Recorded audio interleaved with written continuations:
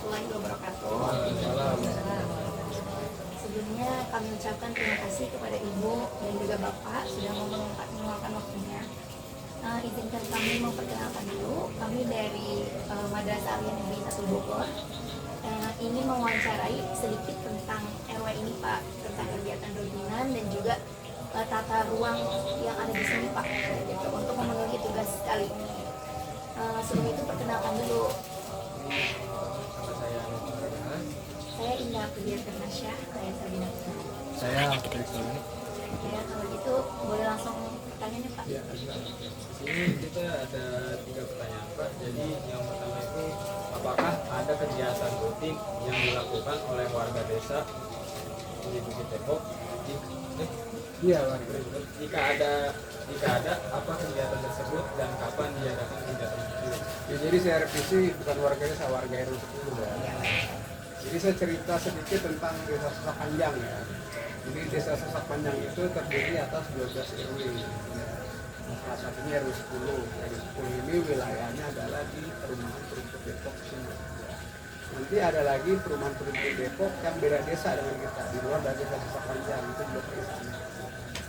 Nah, di RW 10 sendiri kegiatan rutinnya kita ya, dari sisi ke-RW-an saya, kalau dari sisi RT itu masing-masing RT punya agenda sendiri tuh, mereka punya kerja bakti rutin dan segala macam ya.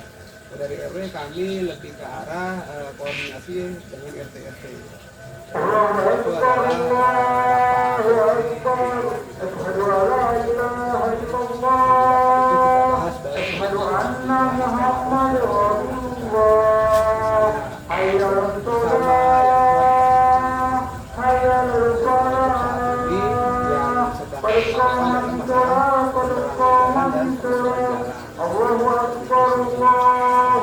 Itu masih rutin dilakukan, jadi bertahap karena wilayah luas, orang kita lakukan secara bertahap.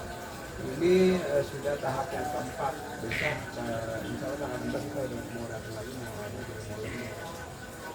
karena harusnya besok tanggal 10 udah mau masuk, cuman karena yang belum masuk ke lagi itu nggak bisa kita tunda dengan bertahap. Kira-kira Pak dari standar yang tadi Bapak sebutkan, ada nggak sih Pak kesulitan dan tantangannya sendiri gitu Pak? Nah, itu pasti ada, pasti banyak ya. Kesulitannya itu pertama bagaimana kita menyamakan persepsi dengan RT-RT yang ada di Puri ya. Karena ada juga RT yang oke setuju diajak kerjasama, kerja bakti bareng, gitu kan, diajak kerjasama menjalankan program ini, program itu ya. Ada juga RT yang tidak bisa ikut melaksanakan program yang kita tawarkan. Ya tentu saja masing-masing RT punya problem masing sendiri di internal mereka kan, kita nggak bisa samakan juga. Cuman kami di RW ini prinsipnya apapun yang sudah kami programkan itu harus sudah berjalan, karena memang yang kami programkan itu adalah kebutuhan masyarakat ya. Kayak jalan yang yang rapi lah, nggak ada lubang dan sebagainya. Untuk pertanyaan kedua, kalau andaikan di sini ada lahan kosong nih Pak, lahan kosong itu dijadikan buat apa itu? Ya, ini terkait sama tata ruang tadi ya. Ya, jadi kalau untuk di perumahan ini tata ruang itu sudah dibuat set plan-nya sama pengembang, sama developer. Jadi ada namanya tanah-tanah pasur ya, tanah pasur umum. Ada juga tanah-tanah yang memang sudah dibuat untuk coupling untuk rumah ya. Nah, tanah-tanah pasir ini akan digunakan sesuai dengan kesepakatan warga setempat. Ya. Kalau untuk saat ini di Puri banyak sekali tanah pasir digunakan untuk pembangunan masjid. Nah, itu satu kompleks ini harus berubah. Ya, Bapak juga sekarang sama kita Bu. Jadi ini luar biasa ya. Jadi kita ada 19 RT, ada 10 masjid. Kurang lebih 2 RT 1 masjid. Kurang lebih lah kalau kita buat rata seperti itu. Ada juga sih yang digunakan untuk kayak posyandu. Jadi memang nanti kedepannya sih pasuk itu kan banyak sekali kebutuhan warga ya, juga dari sarana ibadah ya, seperti sarana olahraga, pasuk, kemudian kantor pusat RW, kantor pusat RW, RT ya. Nanti akan kita juga bagaimana kantor pasuk ini banyak bisa digunakan untuk sarana-sarana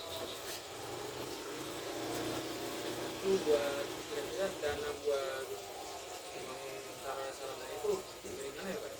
Nah ini bedanya di perumahan sama di perkampungan. Jadi di Sarapan yang ini ada yang masuk kategori perumahan, ada yang masuk kategori perkampungan. Kalau perumahan dia dalam penguasaan pengembang atau developer. Kasus yang ada itu masih dikategorikan milik dari pengembang. Sampai saatnya nanti dari perumahan ini menyerah ke Pemda. Kalau pasum ini sudah diserah ke Pemda, pasum ini bisa menerima anggaran dari pemerintah, ya, dari dana desa. Ya. Untuk saat ini kebetulan Pemkot Depok belum diserah terimakan, jadi masih dalam penguasaan developer. Sehingga kalau untuk membangun ini itu ya kita swadaya masyarakat. Gitu. Atau kalau ada kerjasama developer juga keluar anggaran seperti pembangunan jalan yang kita tentang tanah itu developer yang keluar biaya. Tapi yang kesehariannya kita swadaya masyarakat, istilahnya kita iuran lah ya.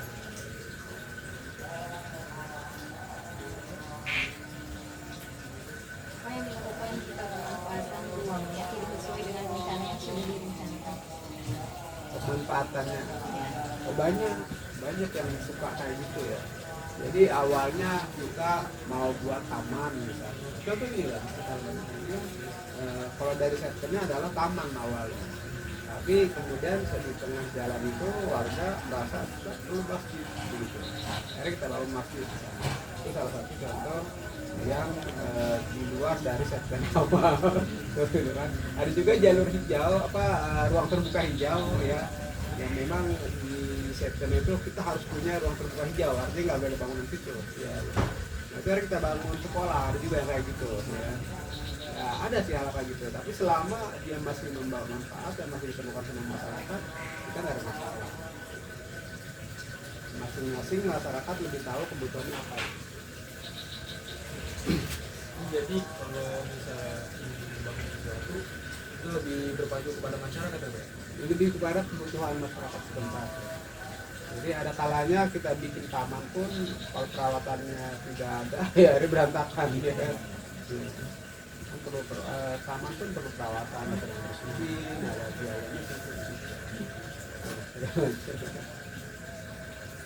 Tapi Pak, kalau misalnya menurut pendapat masyarakat, kan masing-masing masyarakat kan berbeda pendapat ya. Iya. Itu bagaimana cara Bapak menangani masalah tersebut?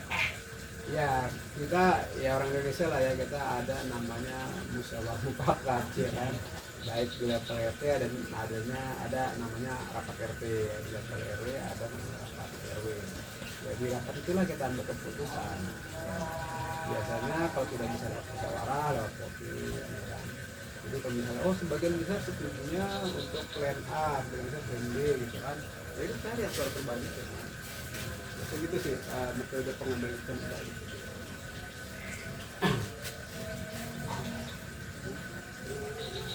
Jadi cukup 3 pertanyaan aja Pak dari kami. Untuk kurang lebihnya maaf ya. Terima kasih. Aja kok sudah berbuatin maaf. Itu kami tutup aja. Sebelumnya mohon maaf ya Pak. Ya, sama-sama. Assalamualaikum warahmatullahi wabarakatuh. Wah.